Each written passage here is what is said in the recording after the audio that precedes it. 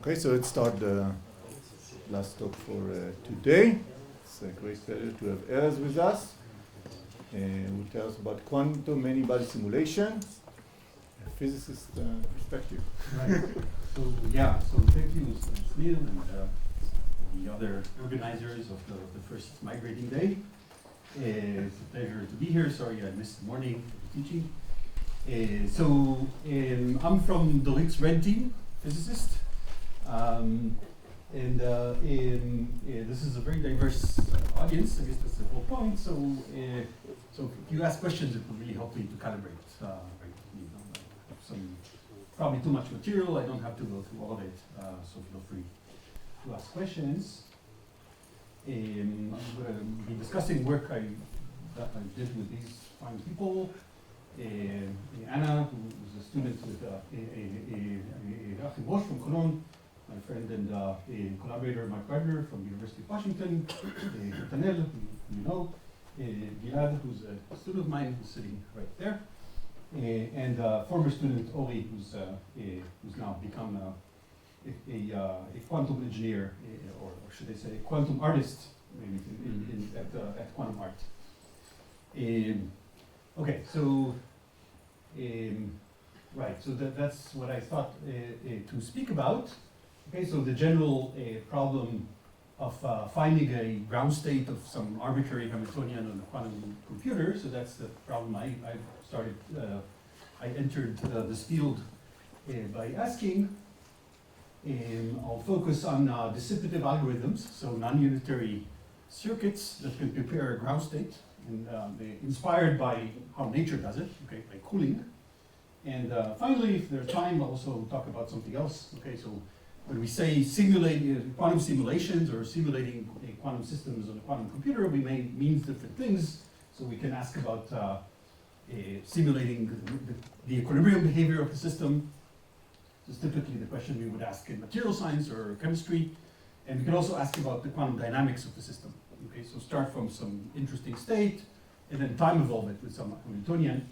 And I'll be discussing sort of interesting dynamical phenomena, and how they can be simulated on quantum computers. So the general theme is simulating physics on computers.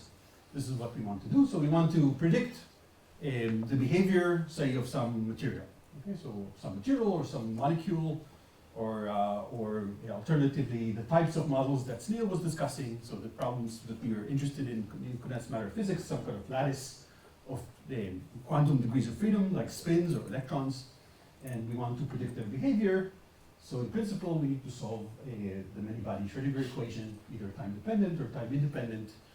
And of course, the challenge is that we're dealing with many particles. Okay, so it's a many-body problem, and so it's kind of fun. I listened to an audiobook about history of quantum mechanics. So you think, well, a Schrödinger equation of one particle is just a wave equation. Solution is a wave. What's the Schrödinger equation for many particles? So you would think it's just many waves interfering. And it turns out the founders of quantum mechanics were kind of shocked to hear that it's not. It's actually a wave equation in a very high dimensional space instead. Okay, so it's different. And that's, of course, the challenge. Okay, so the fact that we're dealing with a very high dimensional problem. Now, typically, we will not be solving this equation literally. We will be dealing with some kind of lattice, maybe literally, but like what Neil was discussing. So we have some lattice. At every lattice point, we have a spin, and there's some single spin term in the Hamiltonian. And there's also some interactions between spins, maybe only between nearest neighbors, maybe between further neighbors, and so on. Now, the nice thing, of course, about this Hamiltonian is that it's very digital friendly. Okay, the Hilbert space is discrete. The challenge is that the size of the Hilbert space grows exponentially with the size of the lattice. And we're typically going to be interested in condensed matter physics or in material science. We're always going to be interested actually in the limit where the number of degrees of freedom, lattice points or particles, goes to infinity. Okay, so by simulating, we really mean solve it for a finite number, but very large, and then try to extrapolate to the limit n goes to infinity. If we're doing chemistry, this number might be finite, it's a molecule or some kind, but still quite large. Okay, so that's really the challenge. The challenge is this exponential size of the Hilbert space. Okay, so the question I'm going to be discussing is, so I want to predict the properties of my system. Okay, I imagine that I can cool the system to a very low temperature. I'm basically in the ground state. So I want to predict some kind of property of the ground state. Okay, for instance, the energy. Okay, the energy is a function of some parameters of the system, or it could be some other property of the system, some kind of observable. I might be interested in the density of particles in some point. Okay, so that's an expectation value of some operator in the ground state. So how to do that? And of course, that's a very good problem for a quantum computer, right? So how do I do that on a quantum computer? First, I need to prepare somehow this ground state on my quantum computer. I need to encode the ground state on my qubits, and then I can do measurements on that state, okay, on these qubits, and that will give me the observable that I'm interested in. Okay, so these are the rules of the game. Okay, so I have some Hamiltonian, something of the form, okay, some interactions between different qubits, and I know how to prepare simple states like product states initially, and then I have all the tool set that I have in a quantum computer. Okay, I can apply to that state all kinds of unitary gates. I can apply measurements in different bases, what I want to do is to design some kind of circuit that will take me from a simple, easy to prepare state, and output here is the ground state of the system. But usually this is computationally difficult even for a quantum. Yeah, I'm going to come to that. Okay, so of course the question is this a hard, easy problem? Is this a hard problem? And so on. Okay, so it's not. Let me just stress. It's really not obvious, right? I mean, how do we tell our quantum computer that it's supposed to somehow be preparing the ground state of our Hamiltonian? Moreover, we don't even know what the ground state of the Hamiltonian is. That's the whole point, right? We don't even know what state we're trying to prepare. The only thing we know is that, we don't know how to write it down. The only thing we know is that it's the ground state of the Hamiltonian that we know. Okay? And, right, so this solves for us automatically one of the problems, right? So the exponential size of the Hilbert space is no problem for the quantum computer. It knows how to deal with large entanglement by construction, but the algorithm here is the challenge. Okay, how do we create this circuit? And of course, the reason this is exciting is that now we have all these machines, right? And it looks like we're approaching the day where this can actually be done. It can actually help science. Right, so it's kind of, we're in the early days of flight, right? So it's clear that I think it's clear that we're going to get there. The only question is when and what we'll be able to do with it.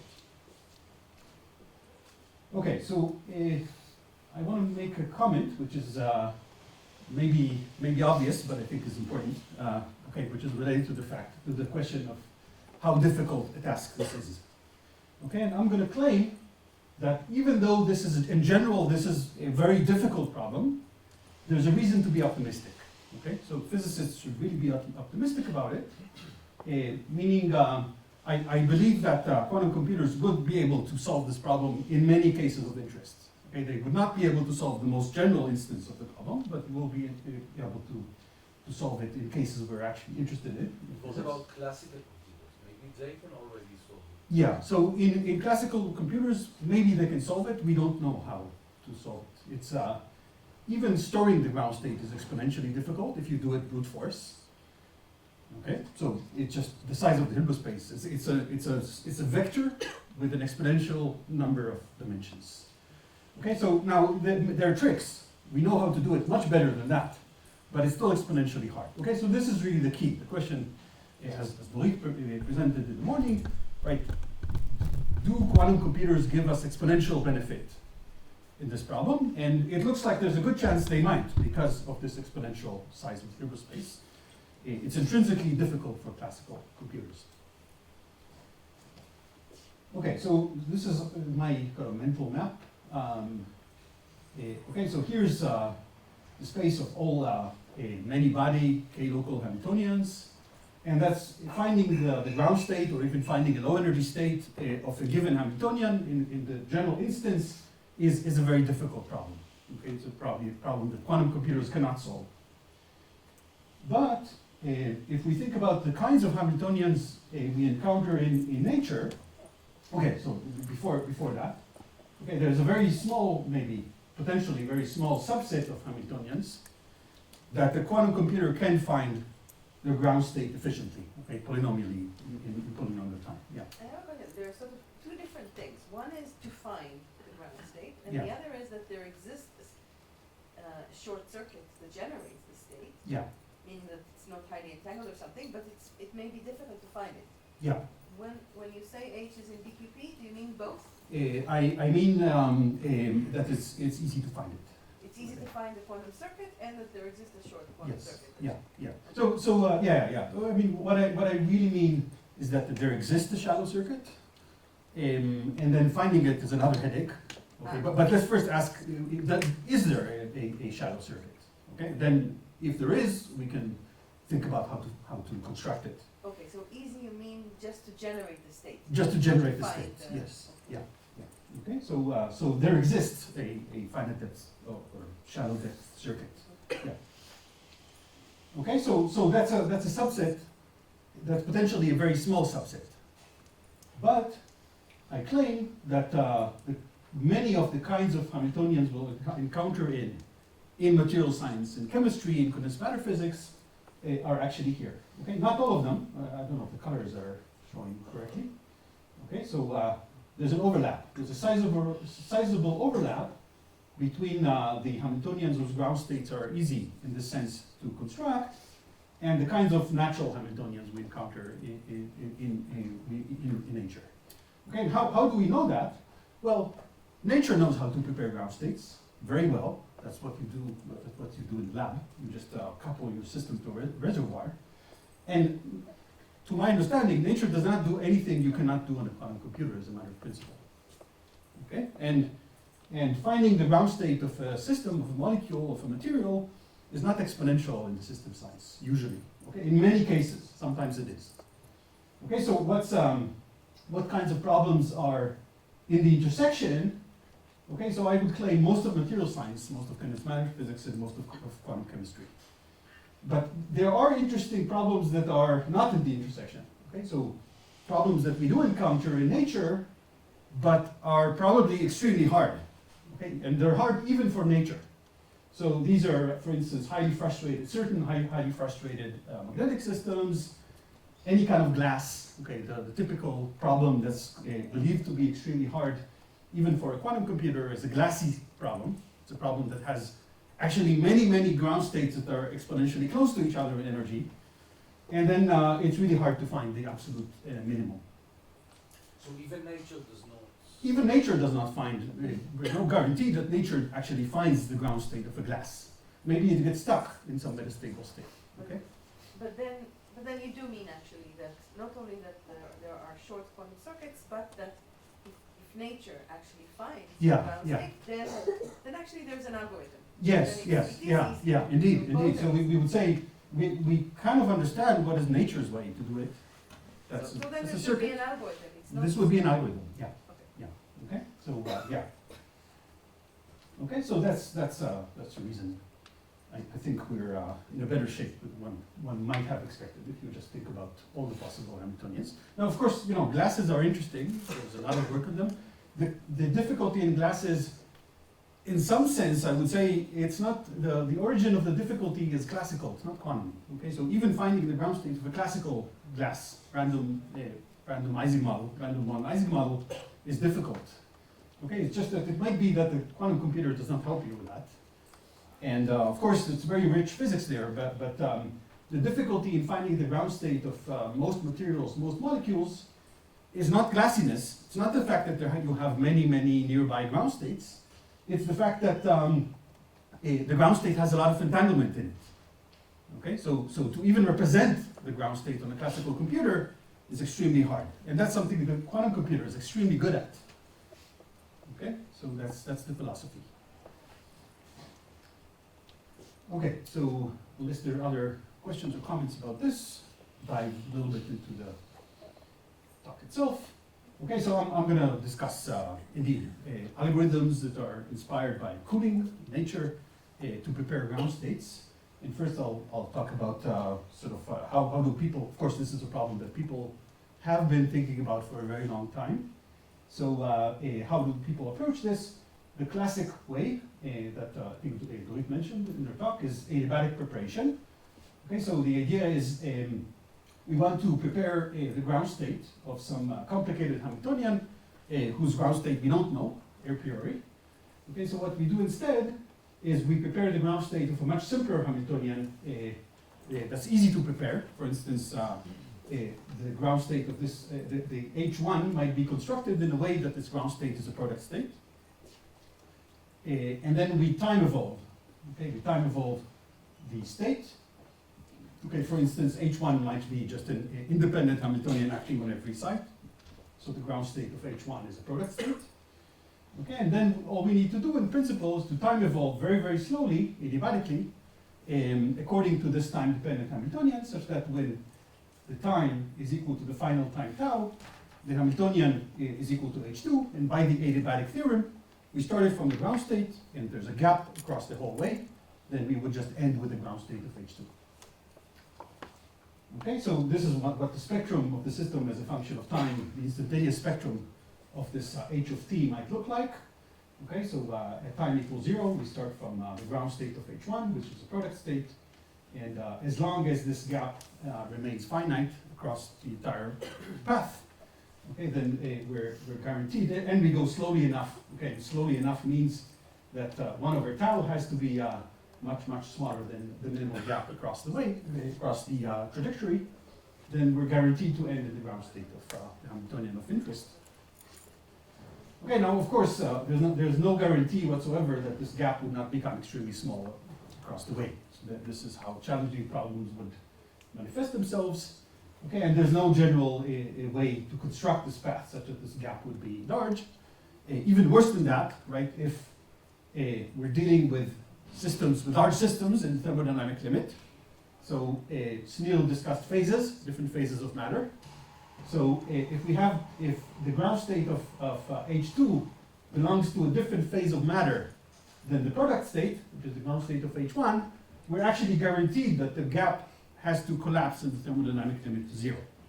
Now this would usually be polynomial. I mean, in many cases of interest, the gap would be inverse polynomial in the system size. So maybe not so bad, but that does mean that the depth of our circuit would have to grow polynomially with the system size. Okay, so that's challenging for sure for short-term quantum computers. Okay, in practice, when people start thinking about more and more complicated systems, finding this path might such that the gap is large, even if there is a path, it can be quite difficult.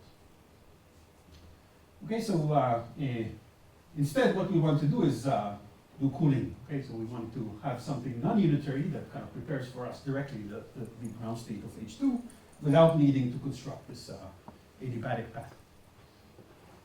Okay, there's another way that's been proposed. Okay, that is very powerful and very popular, especially on near-term noisy devices. Okay, and this is a variational method. So basically, you start from a product state, you apply to it some parameterized a unitary circuit. Okay, so a circuit that depends on some set of parameters. Then out goes a state which is parameterized by these variables theta. And then you can measure the energy. You can just measure the expectation value of the energy of the state psi of theta, and then do classical optimization over these parameters theta. Okay, so this is, if you like, a different way to construct the unitary that takes you from the initial product state to the ground state. Okay, so here the unitary is the time evolution. Here the unitary is a parameterized circuit, but still is some unitary. And again, if you're trying to get to a state from phase 1 to a state of phase 2, different phases of matter, the depth of the circuit would have to grow with the system size. Okay, so what I'm going to describe is not that. Okay, so I'm going to describe it's a dissipative state preparation method. Here the idea is that instead of a unitary circuit, we have some kind of quantum channel. Okay, so we have a channel that does not have to be unitary. There could be, it could involve some kind of dissipation, some kind of measurements or resets of qubits. We want to look for such a channel that has the property that the ground state is basically a steady state of that channel. Okay?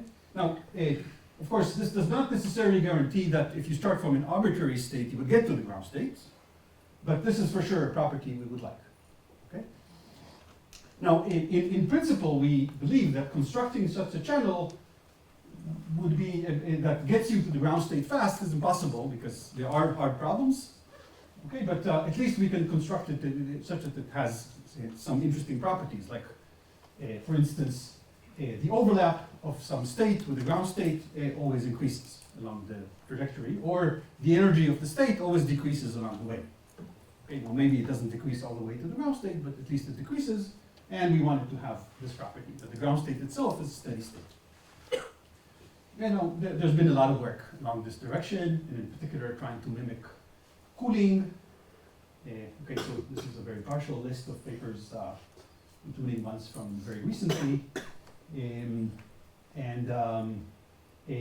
Okay, so, and they all propose different variants of dissipative algorithms to basically construct this kind of channel.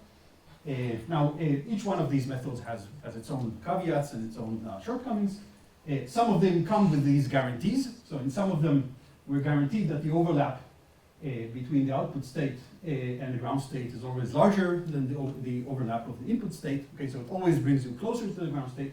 The one I'm going to present doesn't come with, at least we couldn't prove any guarantees. We believe it's much more efficient in a way that I'll explain than these algorithms. There's another closely related but different problem that also is of a lot of interest, and I won't be discussing here, which is to dissipatively prepare a Gibbs state. Okay, so if we're interested not in the ground state, but in a system at finite temperature, where we want to prepare a density matrix, which is the Gibbs state, thermal density matrix. So we'd want to similarly construct a quantum channel where the thermal density matrix is a fixed point. Okay, and there's a lot of interesting work along these directions. These methods are beautiful theoretically, but they're all very inefficient, and I think there's a lot of room to try to improve here. So people have been trying to implement some of these methods on quantum computers. These, I don't know if anybody who actually tried. These are not very practical at the moment. Okay, so polynomial in principle, but for problems where it's easy, but overhead is really, really large.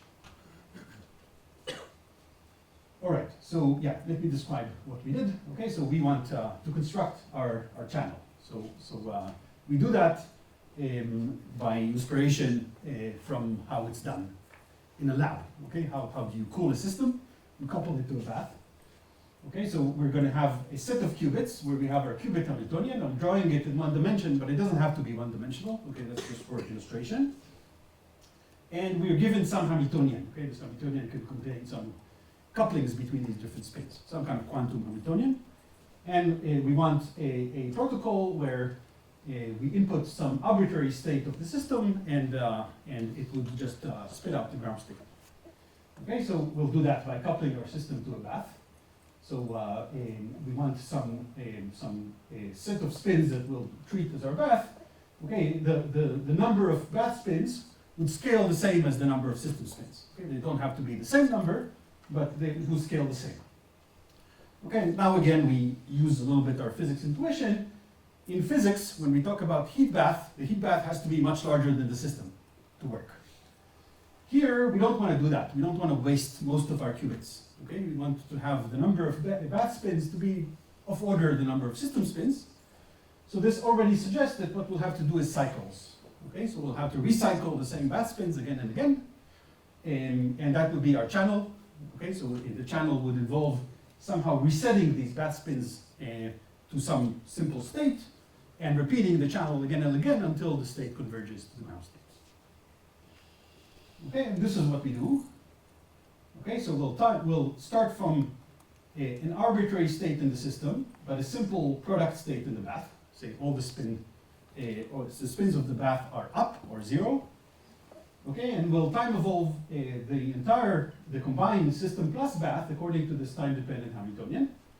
Okay, so there's a time-dependent Hamiltonian. The first term is just this target Hamiltonian we're interested in for the spins of the system. The second term is a term that acts only on the bath spins. Okay, so this is we think about this as a magnetic field. Okay, so this is the Hamiltonian of a spin in a magnetic field. It's just a tau z. So the system's spins are called sigma. The bath spins are called tau. This term is simply giving an energy penalty for the state down compared to the state up on every side of the bath, and its strength is time dependent. And there's a coupling term between the system and the bath. The coupling term is local. Okay, so every bath spin is docking only to one system spin, and it can have different forms. This is a choice we make. Okay, but the important thing is that the operator that couples the bath to the system, in this example tau y, does not commute with tau z. Okay, because it should be able to split the bath spin from up to down in the z basis. Okay, and there are parameters that we have to choose here, which are functions. So we need to choose b of t and g of t, and we choose them in this particular form. Okay, so the initial condition is a product state. Okay, so the system is in some arbitrary, actually unknown state, and the bath is in a fully polarized state, say up. Okay, and this is the protocol. Okay, so as a function of time, we vary these two functions, b of t and g of t. B of t is ramped down. Okay, here it's drawn as if it's ramped down to some final non-zero value. In fact, you can ramp it down all the way down to 0.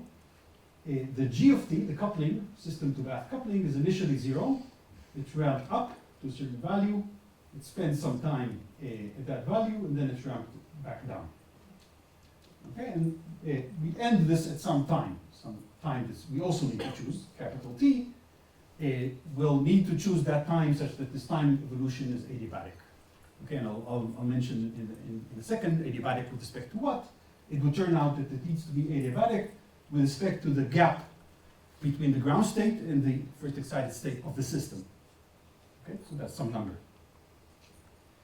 Okay, so now after we do this time evolution, okay, so this is a unitary operation. We started from a state which is a product state over the system in the bath. After we do this, the system and the bath are going to be entangled with each other because they interacted for a finite time. We want to disentangle them and restart. We can do that by simply measuring all the bath spins. So do a projective measurement of all the bath spins. We just go one by one. We find if we started from all the bath spins being up, after this time evolution, we'll find some other state. Some of them are going to be up, some of them are going to be down. What we do is just reset them, just flip all the ones that are down back to up, and then restart.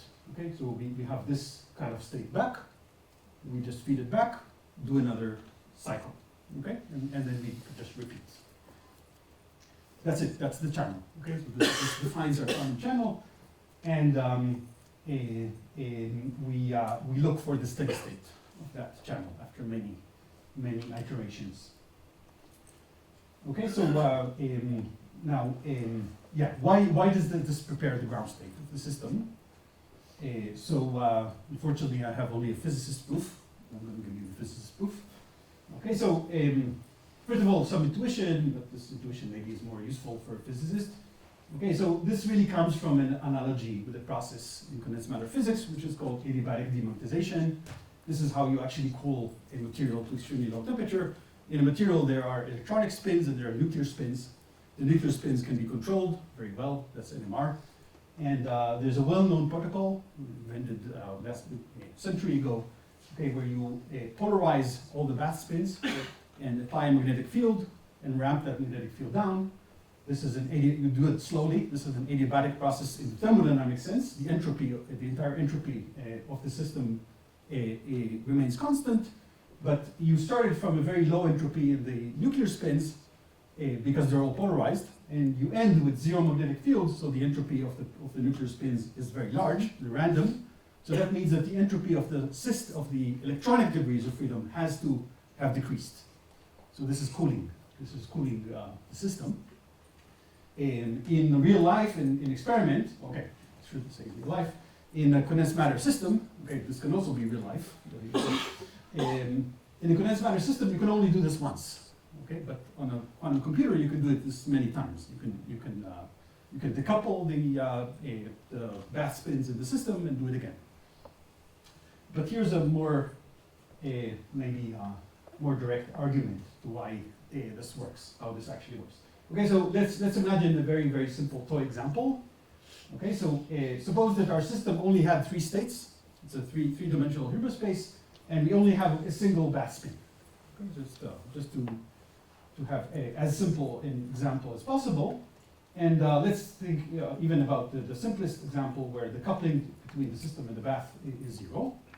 Okay, and just think about the spectrum of the combined system plus bath. Okay, so here's the spectrum. This is energy. This is B, that a magnetic field acting on the bath spins. Okay, and when B is equal to 0, every state is doubly degenerate. Right, so we have the 3 eigenstates of the system, 1, 2, and 3, and every one of them can come with tau, the bath spin, being up or down. Doesn't matter. The energy doesn't depend on that. And when we apply B, the 2 bath spins split linearly in energy. Right, so this is what the spectrum would look like. Okay, so there would be a branch going down, marked in blue, and a branch going up, marked in red. Okay, and then if we also, in addition, turn on the system to bath coupling, this is what would happen, right? So each time we have a crossing, it will become an avoided crossing. What? So we have a matrix element that of the coupling between the system and the bath. Okay, so remember, G multiplies a tau y times sigma y. Okay, so it's a coupling between the 2 subsystems that anti-commutes with the bath tau z. Okay, so it has in general, we expect it to have a matrix element between these 2 states because one of these states has a tau z down and the other one has a tau z up. Okay, so if you have you sweep the B, if you didn't have this coupling G, the 2 states would cross. Now there's a coupling between them, so you have avoided crossing. So this really prevents any crossing? Yeah, so generically this is what we expect. There might be extra quantum numbers or extra conservation laws that would still avoid opening this gap. That depends on the system. Okay, and here's the choice of the operator becomes important. But this is what we expect to happen generically. Sorry, this is really fascinating. So how did you create this coupling thing that would make it seem nice now? Yeah, so, right. Yeah, so what I'm doing is just thinking about this kind of Hamiltonian. Okay, so I say if G is equal to 0, then I should expect these crossings that I sort of see from the picture.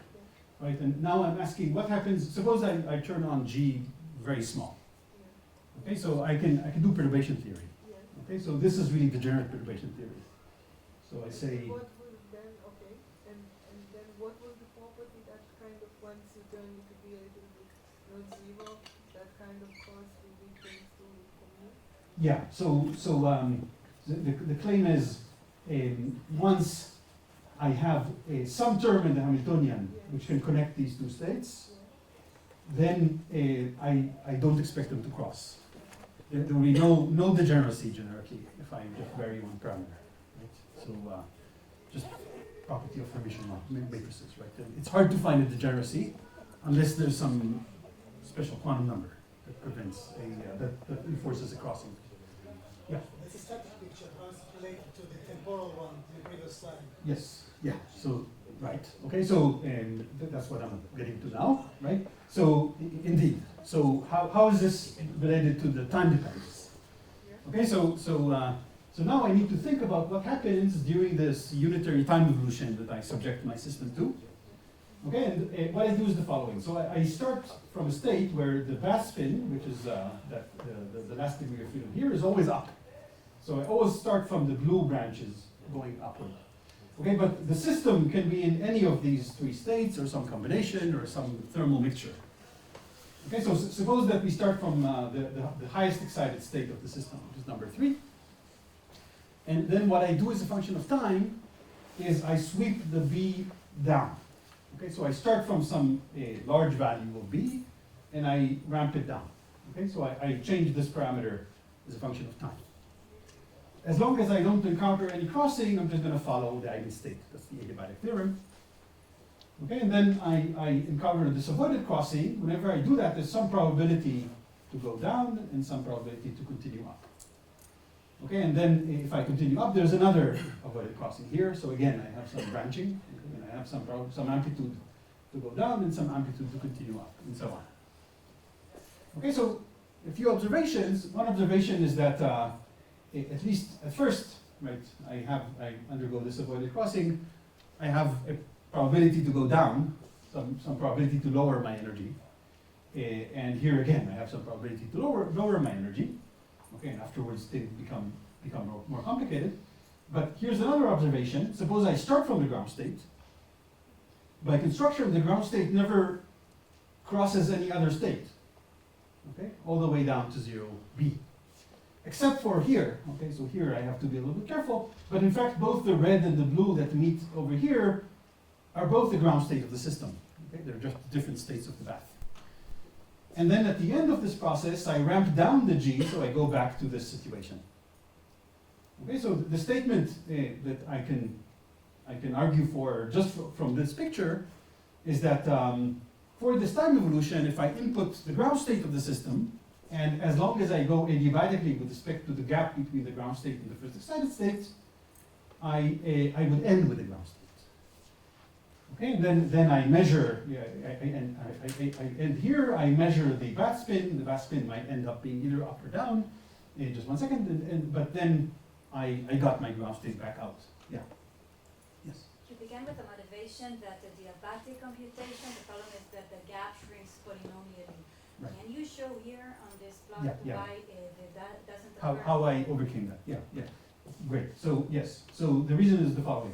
So the condition here is that I still need to be adiabatic, but I need to be adiabatic with respect to the final gap, to the gap of my Hamiltonian of interest, not of the gap of some h of t. I didn't have to choose some trajectory, if you like. I chose a trajectory, but the condition for adiabaticity is only with respect It's to still the a minimal gap. gap, but it's a minimal gap at the final time. It's Yes, still- yes, exactly. Yeah. So this is going to be good for gapped states, but I don't need to worry about crossing some phase transition because I never cross a phase transition. Okay, I just cool directly into the ground state.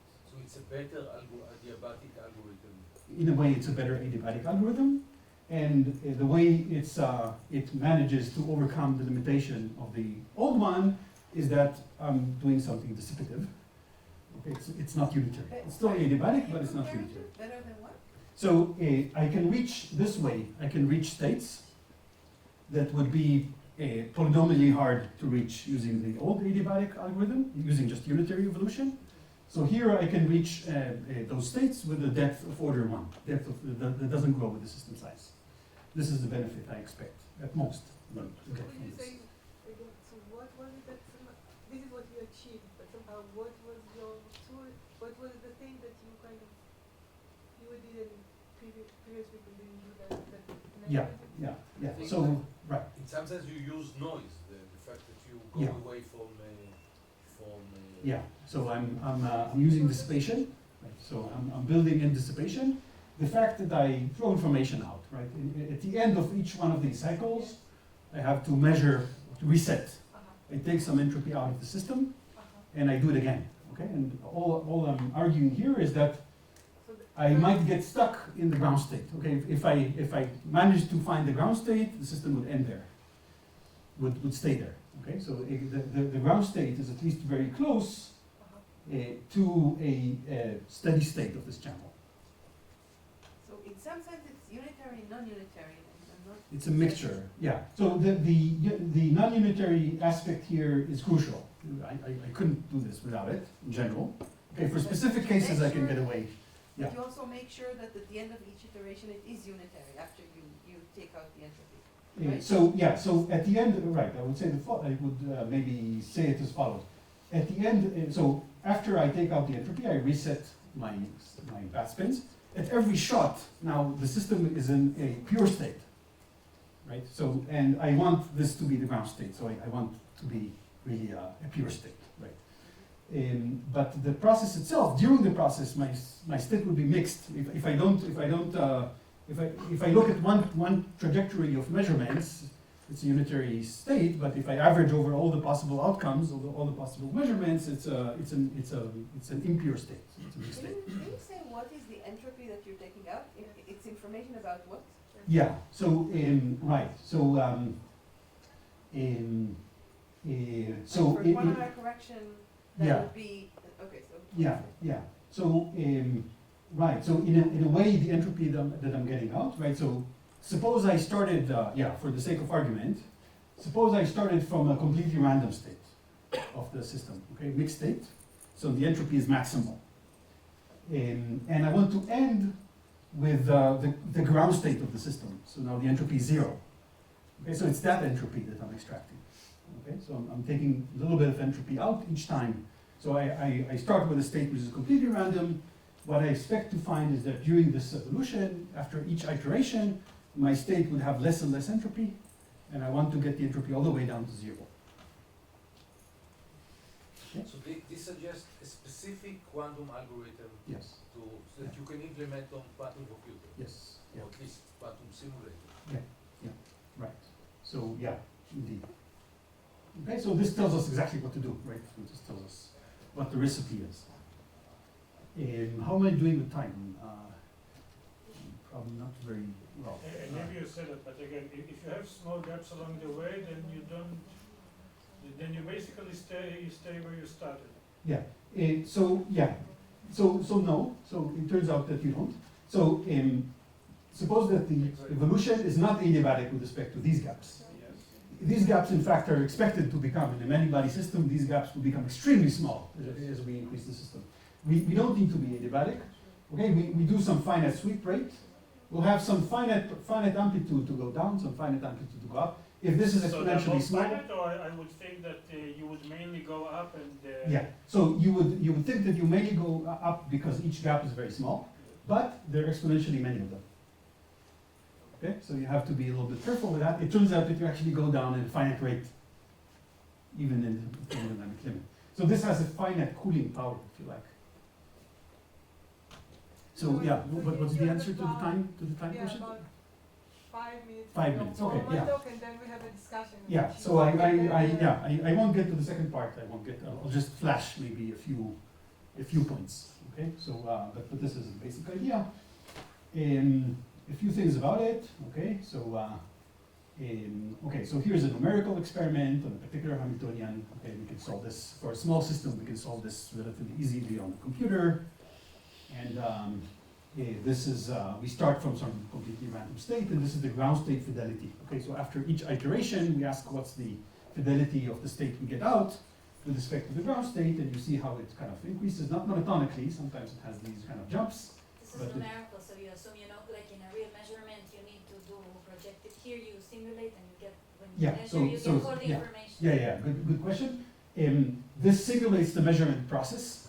So it's simulating the actual measurement outcomes that are random. Okay, so this is like one shot of experiment. What I am assuming here is that I know how to measure the fidelity that I wouldn't be able to do in an experiment.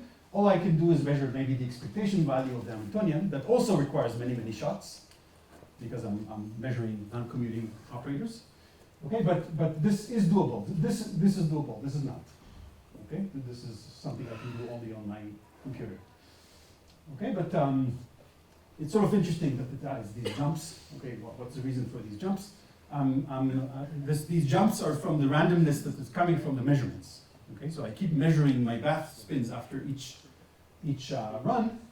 In most cases, they come out to be this. After I reach the steady state, in most cases they come out to be the same way they came in. But sometimes there's randomness in the measurement. Sometimes they come out the wrong way. And in fact, you can detect that. Okay, you know, in an experiment, you know what the measurement outcome is because you measure these bath spins. So here you actually find that one of them is flipped at the end. Okay, so that's an indication that an error has actually happened here. So this gives you some way to monitor these errors. Now, this is simulating a perfect quantum computer with no noise. Real quantum computers would have some noise. So how do we think about noise in this process? Okay, so physically it's very, very simple. You think about this as a fridge. Okay, so you have a fridge that's running all the time, trying to decrease the energy and the entropy. But you have the outside. The outside introduces some noise. The noise is trying to increase the energy back.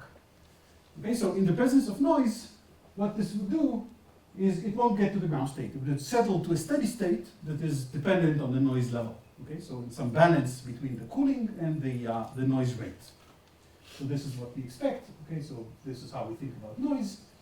And in a very kind of, so the noise, if you like, in the presence of noise, we can still ask about the steady state. The steady state will be a variational state. It will give some energy, which is an upper bound on the actual energy of the system. And how good is the bound would depend on how much noise we have. Okay, we can write a very simple-minded kind of rate equation. And we expect the energy density of the steady state to be proportional to the noise rate. Okay, and we actually did an experiment. Okay, so we ran this on the IBM computer recently. Okay, so the IBM computer has a lot of noise in it, so we can't afford doing this adiabatic evolution. What we've done is actually a little bit different. Okay, what we've done is we treated all the unitary part of the circuit, which is the time evolution. Basically, instead of time evolving adiabatically with respect to the system Hamiltonian and the Bath Hamiltonian, we actually treated all that part of the circuit like a variational circuit. Okay, so it's some kind of hybrid between the variational quantum eigensolver and this cooling protocol. Okay, it's still dissipative because we keep resetting and then applying that circuit again. How many qubits are there? Yeah, so the qubits we went up to about 28 system qubits and 14 Bath qubits. Okay, that's just the size of the IBM computer. That's the number of spins we could fit there. Okay, so the black spins here are the system spins, and the dangling ones are the Bath spins. And this is generating the Ground state for of- which Hamiltonian? Of the quantum IZ model. Or the quantum. Okay, okay, so right, our favorite toy Hamiltonian, we actually know is the exact answer. And So when here you are some. cannot directly couple, you do swaps. So when you cannot directly couple a Bath spin to a system spin, Yeah, you yeah. swap. So there's a trick here. So it turns out that resetting is very, very slow. We need to reset after each unitary, and we need to reset the Bath spin. We don't want to wait until that Bath spin is reset. Instead, we swap. We swap these two, reset this one, and then use this one as the Bath spin for the next iteration. Okay, so that really helps. It turns out. Yeah, I mean, of course, there's a lot of technical kind of details that go into being able to do this in a reasonable noise level. Okay, so that we get results that are meaningful. This is what the energy as a function of the cycle number looks like in the experiment. Okay, so you could start from different states, and after a certain, about 10 iterations, they all get to the same steady state, essentially. And here is the expectation value of the energy with respect to the exact energy, which is known for this model. Now, you notice something odd here. One of the states actually starts lower. Okay, that's a little bit embarrassing. One of the trial states is actually better than our steady state. Okay, that's just because of the noise. But that's life. Okay, so that's what the IBM computers are capable of doing right now. I'll make just one more comment and then I'll finish. Okay, so suppose we wanted to create this way some more interesting state, like the kind of state that Snell talked about. Okay, so the ground state of some perturbatory code. Okay, so perturbatory code with extra terms that make the different terms non-commuting. So that's a topological state. That's sort of where this is supposed to shine. So this is a state that we cannot connect adiabatically with a product state because it's a different phase of matter than the product state. Okay, it's a topological phase. Would this actually work well? So it turns out that no, not without extra help. There's a challenge in creating topological states, and the challenge is not in the adiabatic path, because there's no adiabatic path connecting the ground state of interest to a product state. The challenge is in the nature of the excitations of the system in a topological state. In the nature of what? of the excitations. Okay, so we have a ground state, and we have the excited states. What characterizes states like the toric code is that the excited states cannot be reached just by flipping one spin to the ground state. Okay, you have to flip some string or something very non-local. And it turns out that this algorithm struggles in that situation, and let me just illustrate that by the Ising model, so in one dimension. Okay, the quantum Ising model in the ferromagnetic phase, right, essentially the ground state is such that all the spins are up, or close to that state. The excited states are domain walls. Okay, so that means that we flip all the spins from this point to infinity, and that costs a finite amount of energy. So this is a finite energy excitation. Okay, now what happens during this cooling protocol, if we try to apply the cooling protocol to the ferromagnetic phase, we'll get closer and closer to the ground state. As we get closer to the ground state, we'll have more and more dilute low energy excitations, like these domain walls, that are going to be moving around. And we're trying to extract these excitations, we need to cool the system, by coupling our system spins to the bath spins, but that coupling is local. Okay, so a single interaction, or a single spin flip, cannot remove a domain wall, can only move it one side, right? If I flip the spin from down to up, the domain wall just moved here, but I didn't get rid of it. The only way to get rid of it is to push it all the way to the boundary of the system, or to wait until it meets another domain wall. Okay, so that means that as I approach the ground state, the cooling is going to slow more, is going to be more and more inefficient. Okay, and you can actually make a simple argument showing that in this case the energy density would decay as a power law rather than exponentially. So this is much worse than the case where the excitations are local. In this particular case of the Ising model, there's actually a trick that solves this that I won't describe. And that's related in general to how we can cool fermionic systems. It turns out that if we want to simulate fermions, there's a trick that really makes this much more efficient. But maybe I should just stop here. I'm very happy to discuss this further.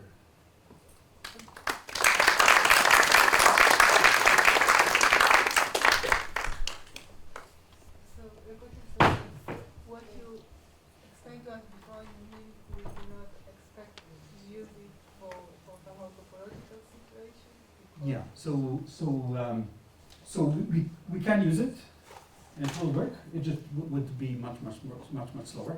So parametrically slower. So meaning the number of iterations that we expect to need to apply to get a certain accuracy in the energy density would still grow polynomially with the system size. And then it's not obvious why this is better than just doing plain adiabatic evolution. In some cases we have tricks. Okay? For some topological phases we have tricks. But can you tell why would you really want to be able to handle this? Yeah, Why do you care yeah. for them being? Yeah. How So right. it's an So obstacle for you that you can't deal with? So this is a problem we encounter often in condensed matter physics these days. So we're looking for realizations of these topological phases in real materials. Okay, it turns out that they exist. Okay, so for instance, the fractional quantum Hall effect is an example. Okay, and we think we know what the Hamiltonian of the system more or less is. It depends on various parameters that we can even control. But we'd like to be able to predict, Yes. okay, which Hamiltonian gives us a topological phase. That's the problem we're trying to solve here. Okay, And so for that you need to generate the ground state. we have to generate the ground state, and people do this on a classical computer for 10 particles. Usually it's not nearly enough, but that's what you can handle. But did you try to run the quantum algorithm on a simulation, like IBM simulation? So at present, probably simulations work better than the... Yeah. Simulations crush the actual quantum computer. And do they work? Is your algorithm, did you try it on the simulation? So we did the classical simulation that is basically equivalent. I mean, You did the it's classical noiseless. simulation yourself or using the... We did both. We did both. Right. So we did the exact time evolution with no noise, and we can also artificially introduce noise. Or in the IBM simulator, it tries to model the noise itself, and we can do all of these things. Yeah. It looks. The simulator describes reasonably well the actual experiment, but of course the ideal the ideal simulation works way, way better because it doesn't have noise. So we're far from this being actually you're helpful. also waiting for quantum photon. So it's a good question. So in principle, we don't have to have full fault tolerance for this, right? We just want the errors to be below some threshold, which maybe is not so low. Now, you would say, well, that level of threshold, that level of noise is maybe below the threshold for quantum error correction, but maybe you don't need error correction. You can get away with a lot less qubits. Okay, so maybe this is a nearer term application. What's the trick for the fermionic system that you mentioned? Yeah, so the trick is the following. Okay, so if you think about the Ising model, for instance, you can map the Ising model in one dimension into free fermions. So this is, and the fact that you cannot remove domain walls is really a manifestation of the fact that we're trying to encode fermions in a bosonic system. So the fermions are a non-local excitation.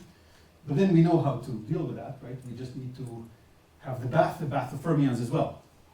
So what we do is we can fermionize, we skip this description, we do our Jordan-Wigner transformation on the system and the bath together. But that's only for 1D. That's, it turns out that you can do that for 2D. It's more complicated, but you can map bosons to fermions in 2D as well. And and that can be done. It's more complicated than 1D. At which point in the process do you actually implement HS? Yeah, so right, so the part of the process where we implement HS is the time evolution. Okay, so we have to time evolve the system according to HS, and the bath according to its own Hamiltonian and the coupling between them. And that's just time evolution. That's you measure your time evolution. You can do that by Trotter. In the experiment, we didn't do Trotter. Trotter is very inefficient. Too many gates, and it's too noisy. So we never actually implemented HS. The only way the algorithm knows about the Hamiltonian is because it's variational. We're minimizing the energy. Okay? Did you try to apply it to solve satisfiability problems? Yes, in it doesn't algorithmic work setting? well. So you don't believe it will have a No. better scaling No. than the Why? We tried. Can you say why? Yeah, so I only have intuition. This is mimicking cooling. The system really likes to get trapped in some kind of local minimum. So what we're doing is we're encoding the problem into some Hamiltonian and trying to minimize that Hamiltonian. So even though the gap is like better, even though you don't encounter gaps along the way, you still get trapped somewhere. Yes, You don't yes. actually get to the down. We don't reach the ground state, yeah. So we're cooling. There's in some sense, there's a local minimum. What does it mean that there's a local minimum? There's some state. This is for. You try to take it out, like. Yeah, so you can. Try. We didn't play with that too much. It's just not obvious to me that the quantum nature of this helps you in any way. Maybe It's people not just don't know. that it doesn't solve satisfiability problem. In some sense, show that it's really in the physics. Yeah. It's So. for simulations, basically. The big Yeah. thing here is for simulations. So here we imagine that we want to prepare a ground state so somehow the energy landscape, if you like, doesn't suffer from this problem. It doesn't have a lot of local minima. The difficulty is not in the local minima. The difficulty is in the entanglement of the ground states. Okay, this is where this kind of approach might help you. Now, yeah, that being said, we did try. We did try. Maybe we didn't have the right idea. We tried more or less brute force this kind of approach. Yeah. I'm not sure I understand completely the whole picture, but suppose you take the circuit of Hamiltonian constructions for fault tolerant circuits. Meaning, I want to ask if this is basically a generic algorithm that actually can sort of adiabatically generate a state in noisy systems. Yeah. Such that basically, okay, let me ask it in a different way. Suppose you take a fault-tolerant quantum computer that generates a certain state. You take the circuit Hamiltonian construction for that fault-tolerant quantum computer. Yeah. So you get a Hamiltonian, and the ground state is to some extent robust. And you perform your your algorithm on that, Yeah. would that be robust to noise? Um, Meaning, is this sort of a general way to perform error correction, etc., no, in a robust way? no, Are you sure? No. I'm pretty Not- sure. So, Yeah. If basically your Hamiltonian has an encoded yeah, robustness. So, so this, I mean, I've been thinking exactly about this question. What's the difference between this and error correction? So this is in some sense some form of error correction, because if we create an error that creates some energy, and then our protocol is trying to remove that excitation, so it's trying to return to the ground state, so you can think about that as error correction. However, this is not going to be fault tolerant. So if you try to apply this for the Turing code, this would not have a threshold. But I'm not talking about the Torah code, I'm talking about a fault tolerant construction of the ground state of the Torah code and take the circuit Hamiltonian construction for that circuit. I see. So, I see. so take a Hamiltonian whose ground state sort of has in it an encoded robustness. Yeah. Yeah. So Yeah. So I'll need to learn more about what exactly the properties of that are. Yeah. Can you answer the question you wanted to answer? I mean, that it will not have a threshold. What does it mean for you that it will not? What you said about the Torah code, that you Yeah, apply it, yeah. You said that you were thinking about the difference between what you are doing in error correction and, Yeah. and you came to the conclusion that if you apply it on the Torah code, you don't have a threshold. Right. So Right. what's wrong with not having a threshold? Or can you explain? Yeah, so it depends on your purpose, Yeah, right? yeah, So suppose that my Hamiltonian is Turing code Hamiltonian, and I'm trying to cool to one of the ground states. Yeah. Like in this case, there are several, and this won't care which one we cool into. And we want to preserve the quantum information that's stored in these ground states, right? So then if we're doing error correction, which is another kind of channel, right, that we're applying, then we're guaranteed that if we're beyond a threshold, right, the error rate, the logical error rate will decrease with the system size. I don't think this is going to be the case here, unfortunately. I think, this is in some sense some primitive error correction. So we want error correction with threshold phenomenon. Yeah. This is what we should Yeah, think about. yeah, Not only correcting the Yeah. error. So here's maybe a better way, physicist way to say it. In this kind of protocol, if we try to apply it to the Turing code, there will be no phase transition. The moment we add a little bit of noise, I mean, our energy would be epsilon close to the ground state energy density. But there's no threshold in terms of the quantum information. There's no critical threshold. The moment we have epsilon with noise, the bigger the system, the worse our quantum memory is going to become.